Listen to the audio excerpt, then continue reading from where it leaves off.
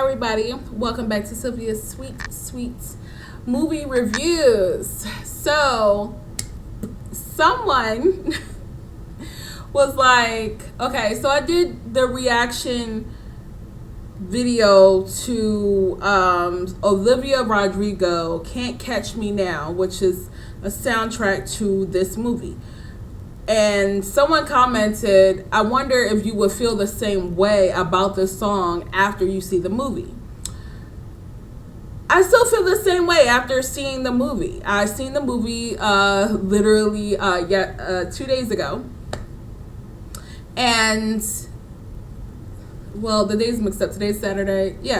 I saw it some time ago. And the song, Olivia Rodrigo's song, don't start singing, like, it don't appear until the end of the movie, like when the credits start rolling. So to me, it's like it really didn't impact the movie, to me anyway. So I just feel like that the movie, I'm going to do a spoiler-free version, and then I'm going to get into spoiler. I feel as though that before I get started, K Brothers Junk Removal Services, based out in Pennsylvania, New Jersey, and Delaware. If you have junk that you need to haul, they are the guys to call. So, now that we got that, I feel as though that all of the actors in this movie, Rachel Zegler, even all the controversy, Lord, I can't talk, all the controversy behind her with that Snow White movie, this girl did a phenomenal job as Lucy Gray Bird, I believe it's Bird. Tom Blythe, who plays Cornelius Snow, future President Snow that we all loathe in Hunger Games. He did a phenomenal job in this movie as well. Peter Dinklage. Now, I'm a fan of Game of Thrones. Love Peter Dinklage as an actor. And he is still a phenomenal actor because in this movie, I didn't think it was possible, but he made me very angry, surprisingly. Like, I hated his character so much, and it made me mad that he's so good at making me hate his character. So that was actually funny. I have to give the hand clap to the Viola Davis. When I tell you, top tier acting from Viola Davis' character, Dr. Volumina. She was phenomenal, people. Phenomenal. When I tell you how you can see the wheels turning and how you can see the crazy but the sensible and the diabolical in her, the way she talks, the way she moves, how she does everything. It was like I'm looking at Dr. Jekyll and Mr. Hyde in one. And I loved it. Absolutely loved it, you guys. The story as a whole was a great journey that they took us on. I love that they took us in different parts of Snow's journey. I love that they did that. I love that as a whole, the movie had a set storyline and time frame of this happens, and at the beginning of it, you see Snow kind of like wide-eyed, bushy tail. Then part two, like the middle of the movie, end of the movie, you see a snap. You see the wheels start to crack. And I love the movie as a whole. The acting was phenomenal. The effects, special effects was phenomenal. Like, I really love the story. I love the different aspects of the story that made it a whole, that got you like This is why Snow is the way he is. This is why he becomes the man that we loathe in the future. I love that they did it, and they did it very elegantly in this movie. It wasn't like pushed in your face. It was seeing a guy, wide-eyed and bushy-tailed, go on this adventure, this journey that landed him why he sees the world the way he sees the world now. I loved it as a whole. So that's my spoiler-free version, where I would honestly say, just by the story, the acting, the special effects, it gets you like, oh my goodness, what is going to happen next? How is he going to turn? What is going to make him tick to flip that switch? And it was really good. It was really good. The music, like I said, Olivia Rodrigo "Can't Catch Me Now" song was at the end of the movie. The other music, the melodies and all the other music within the movie was really good. It puts you in the mood on, oh my God, what's going to happen? Oh my goodness, is this going to happen? Is that going to happen?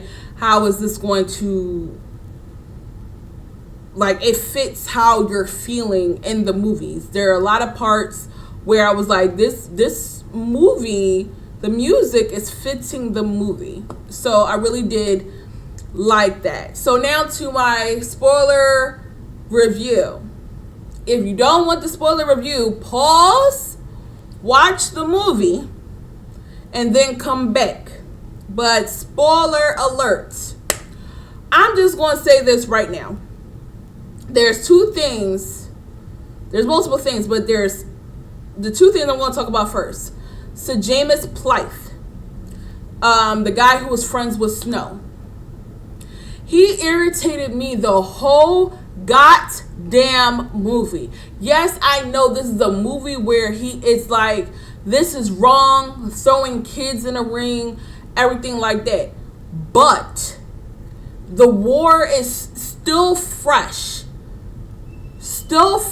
in people's minds. You have to understand where mentally, what time frame we are at. The 74th Hunger Games, I feel like there shouldn't have been a 74th Hunger Games. And to me, it should have stopped at like 40 or 30. Somewhere around there. But we're at the 10th. The war, the dark days are still fresh in people's minds. It's still fresh in people's minds. A lot of people still had anger. A lot of people profited off of the war, and a lot of people are still suffering from the war, right? So it's like Cornelius Snow, he suffered from the rebellion. He lost his father in the rebellion. His mother died in childbirth. He instantly became an orphan. His mother passed first with his little sister during childbirth, and then his dad was set on fire during a rebellion. You have to understand, there are people who still now, like, they showed us from the Capitol's point of view.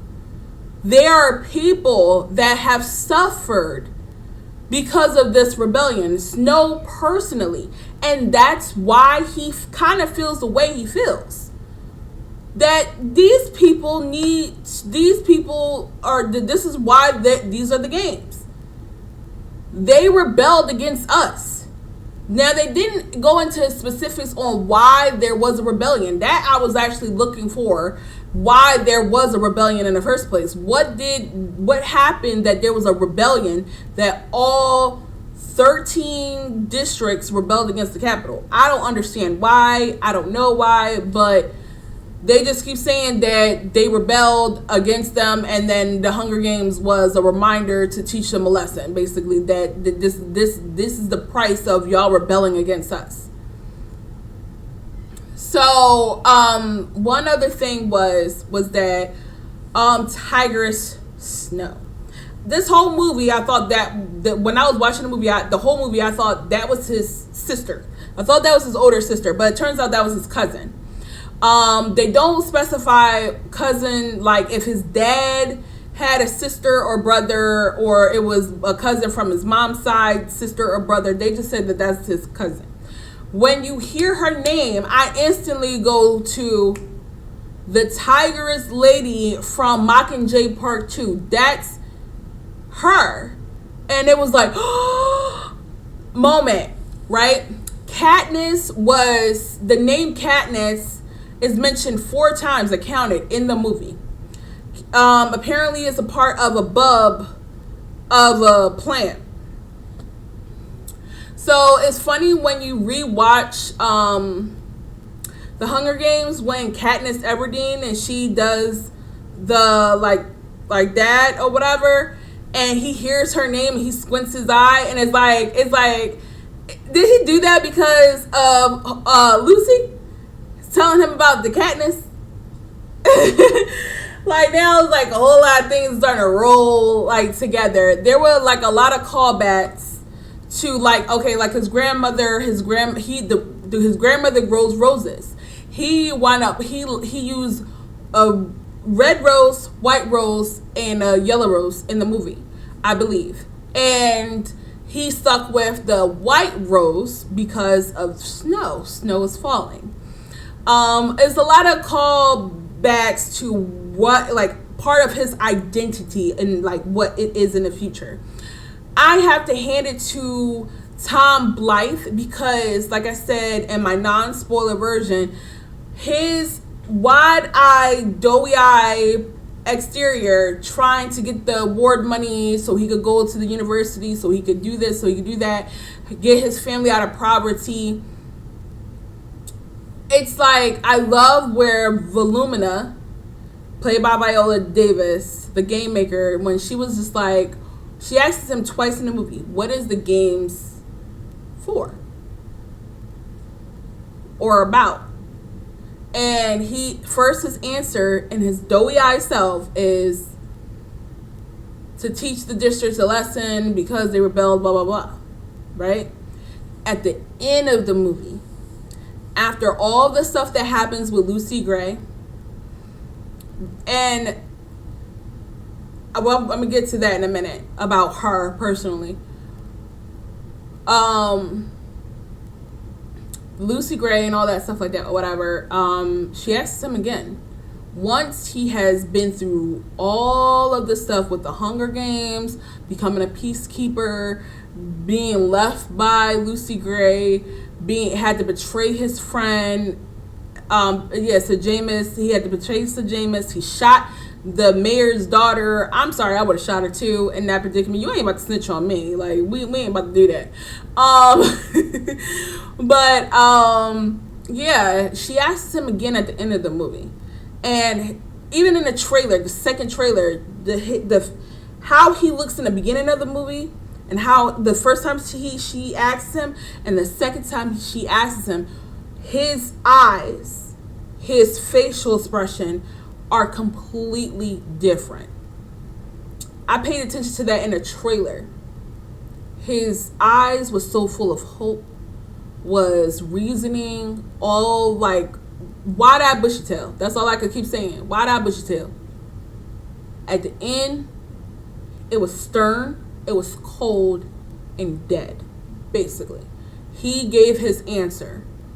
The whole world is an arena, and we need the Hunger Games so they can be reminded every year on what they did. Like when it's like when Tigress said about his father that the one thing she never liked about his dad was the fact that he had cold, dead eyes, and he doesn't have that. That was before his eyes had really turned, before he started looking at the world as a whole. The whole world is arena. He looked at everybody as basically sacrifices. He started looking at everybody as sacrifices. Yeah, we just blow them all up. He started looking at him like that.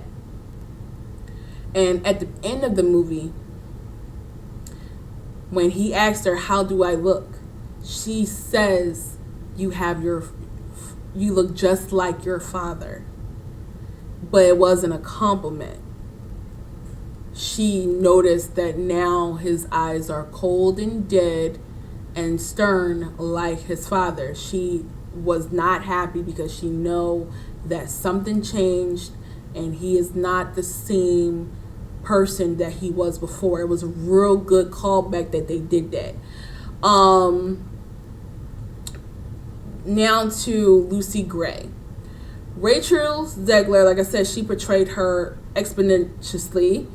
Her character, it still bothers me, her character, because when they're in the woods and okay, so I know that he had lied and he didn't tell her that he was supposed to have left in a couple of days to go to District 2. He didn't tell her that. So she was just like, trust is a big thing, you might as well be dead to me. So then there was one thing where she was like, wait, you were going to leave and you weren't going to tell me? And he was just like, look, like, that was something that was planned, but plans changed because of these guns situation. I gotta go with you anyway, blah, blah, blah. And I feel like that's when her trust started to leave. Then when he was like, when they were in the woods and he was like, I killed 3 people. And then she was like, you told me it was 2 people. Now it's 3. Like, what's going on? And then he was like, I had to kill myself, the person that I was, blah, blah, blah. And I feel like she was smart to jump the gun and just leave. But at the same time, I feel like she didn't give him a chance to really stick it out with her because he was willing to leave. But I think the reason why she definitely was like, I gotta go, because once he saw those guns and his name was clear, she could tell that he only was leaving to be with her only because, you guys, guess who was under my foot? I'm like, what is that? It's King, you guys. Say hello. My little fluff butt. Always under me. So, yeah, I just feel like that I think deep down she knew a part of him wanted to go back to the capital, that wanted to go back home, basically. So she was just like, look, I'm going to go and you're never going to find me because I don't want to be a part of this world, blah, blah, blah. Don't know if they ever caught her or whatever, but I believe the song Can't Catch Me Now was a symbolism of her leaving and he couldn't catch her. And she dipped all the way, like all the way. She dipped. She dipped. So, but her character, here's what I did love about her character compared to Katniss. I love the compare and contrast. I love that she was a performer. She sang and she danced. She was a performer that was thrown into a hunt for her life. Katniss was a hunter because she was good at hunting things, that was thrown into a performance of her life with the whole PETA situation, cross lovers, trying to look appealing or whatever to the people of the capital. That was the compare contrast. Lucy Gray didn't know how to fight. She didn't know how to survive. Literally, she only survived because of Cornelius Snow. Literally the only reason. If he did not tell her to go underground, if he did not put his father's handkerchief in the vial with the snakes to save her, she would have died. She wasn't a fighter. She couldn't hide. Those snakes were everywhere. It was like a whole thing. So, like, yeah. Katniss had one good thing for her. She could hunt. She could use her bow and arrow. And she knew how to scale trees. I mean, I love the compare contrast thing. I really do love the story. It did make me sad seeing, all these kids pass away and become hunter versus prey. Like once that bell shot off or a gun shot off, it was like either we're going to be prey or we're going to be hunter. It was literally as simple as that. This fly is getting on my nerves now. It keeps buzzing over here. But as a whole, for this movie, I give it a solid 4 out of 5. 4 out of 5. And I give it a 4 out of 5 because I feel like that they could have done more backstory, a little bit more backstory to why the rebellion happened in the first place. That's truly why, like that, and the fact that what happened to Lucy Gray. She dipped. What happened to her? We don't know. Like some people are speculating online that she becomes President Coin, and I'm like, President Coin is a Caucasian woman, and Lucy Gray was obviously of a Latina descent, so no, I don't think she's President Coin. So what are your theories? What do you guys think? Please drop your comment below, but I give it a solid 4 out of 5 on my scale. It was a fantastic movie. Definitely would watch it again. But that was the only 2 issues I really had with it. Was like, you got us here in the past. Tell us why. Tell us why there was a rebellion in the first place. Why are y'all fighting? Why? And then what the hell happened to Lucy Gray? That was like the big 2 question marks. If they would have gave that, I would have given it a 5 out of 5. But the acting, the story, the special effects, everything was phenomenal. I have to give it a 4 out of 5. Let me know what you guys think in the comments. See you later, you guys.